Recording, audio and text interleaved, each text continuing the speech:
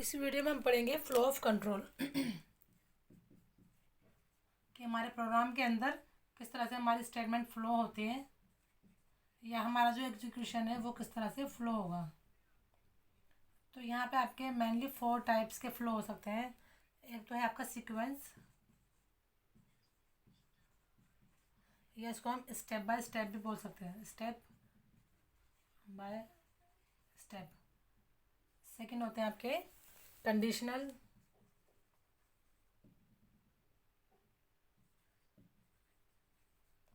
या इसको सिलेक्शन भी बोला जाता है। जब आपको कोई चीज़ सेलेक्ट करनी हो, जब उसके बेस पर आपको स्टेटमेंट प्रिंट करा रहे हैं। अगला है आपका इटरेशन। इटरेशन को बच्चा लूप्स भी बोला जाता है, इसको हम यहाँ पे लिख देते हैं लूप्स।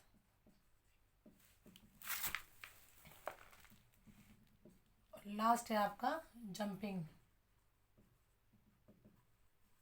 जंपिंग स्टेटमेंट जो आपके काम आएंगे किसमें, प्रोग्राम को जंप करने में। ठीक है, एक प्रोग्राम से दूसरे प्रोग्राम में, यहाँ पे लिख देती हूँ मैं जंप कराने के लिए। तो सबसे पहले सीक्वेंस क्या होता है, मान लीजिए अब आपकी हेडर फाइल में इंक्लूड नहीं कर रही हूँ, सीधा मैं आपको प्रोग्राम बता रही हूँ। यहाँ पर कैपिटल में है, स्मॉल में वो सॉरी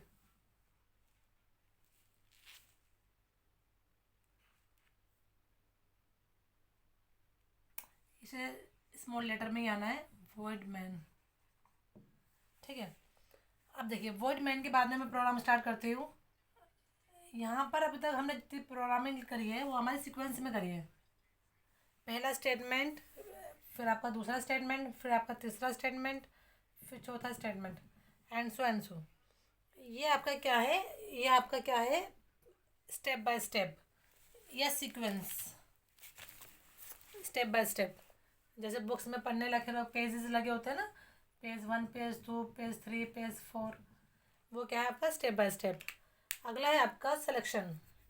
सिलेक्शन में आपके कुछ यहाँ पे आपके कंडीशनल स्टेटमेंट होती है। जैसे मेनली आपकी 2 स्टेटमेंट होती है, इफ एल्स, इसको हम आगे डिटेल में पढ़ेंगे। एक होता है आपका स्विच। इसके अंदर आपका क्या होगा, फॉर एग्जांपल इसके अंदर क्या होगा आपका, यहाँ प्रोग्राम इसमें हमने लिखा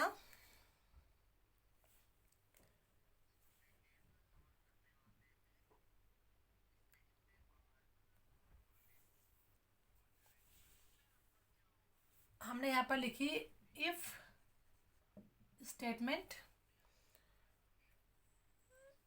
और कुछ स्टेटमेंट।